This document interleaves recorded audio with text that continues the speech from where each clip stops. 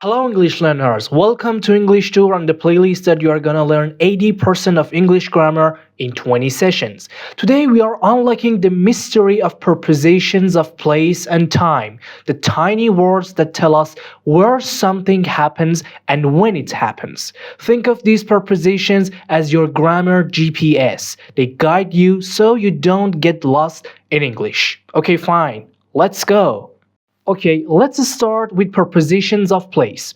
Prepositions of place are like the GPS of the English language. They tell you where something is, whether it's on, in, or under something else.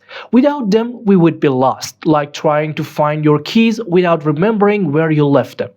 Today, I want to introduce you 8 prepositions of place, and let's start with the first one, in. Think of in as being inside something. When something is surrounded by something else, you use in. For example, the cat is in the box, not outside, not on the top, but inside. Or I live in a big city. So it's like stepping into a room or diving into a swimming pool. So you are in. Number 2, on. On is used when something is sitting on top of something. It's not inside or below, it's on the surface. For example, the books are on the table or my phone is on the bed. So imagine putting a hat on your head or placing a pizza on a plate. That's where on likes to be, right on top. Number 3, at. At is all about a specific point or location. It's not about being inside or on something, it's just being there, at a place. For example, I am at the bus stop or he's at the door. Think of at like dropping a pin on a map. You are not inside the pin, but you are at that spot. Number 4, next to or by.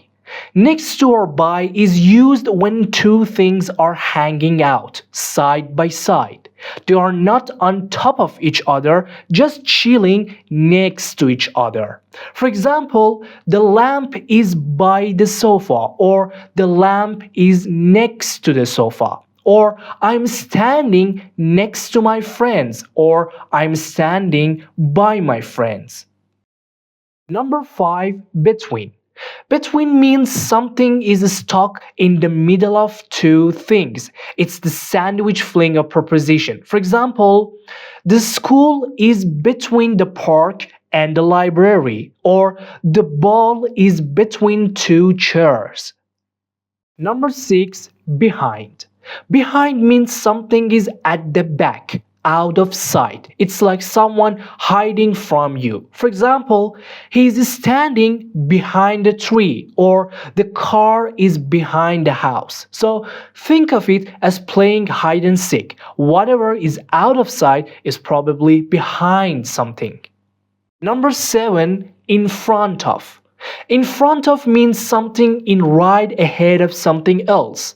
It's the VIP seat of prepositions, always in a spotlight. For example, the car is in front of the house, or I'm standing in front of the mirror. And the last one is under.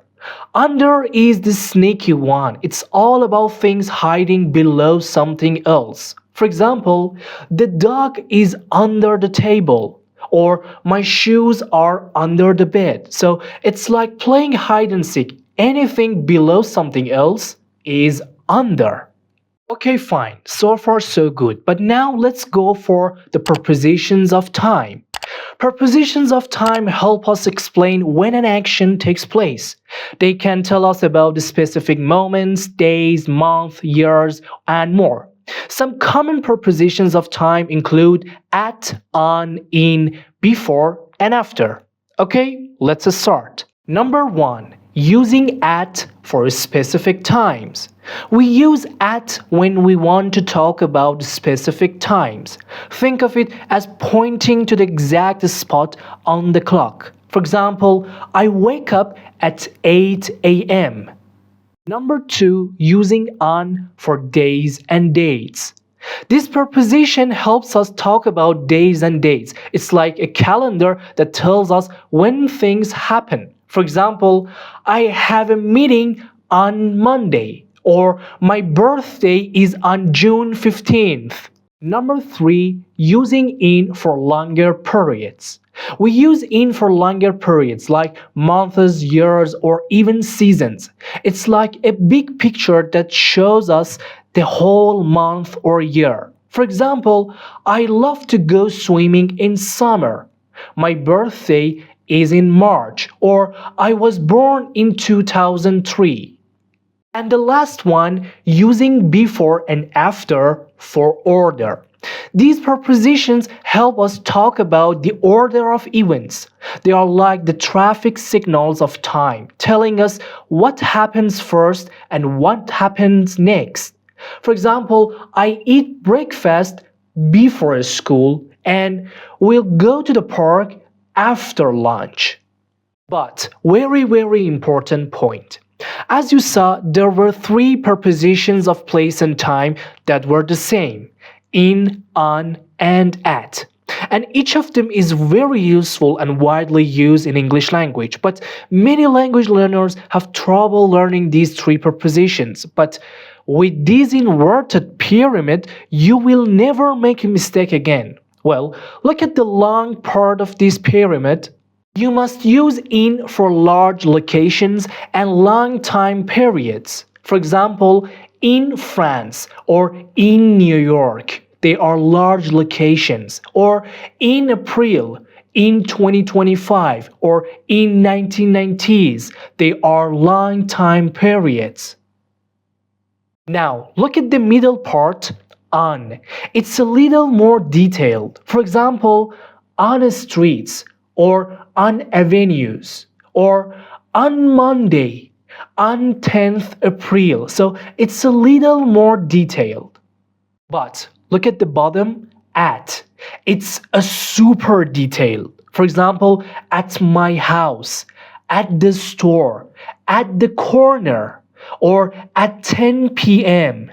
But there are exceptions, at dinner or at lunch. So you mentioned the exact location and time for at. And that's the end of our lesson. Now you know how to talk about where things are and when things happen.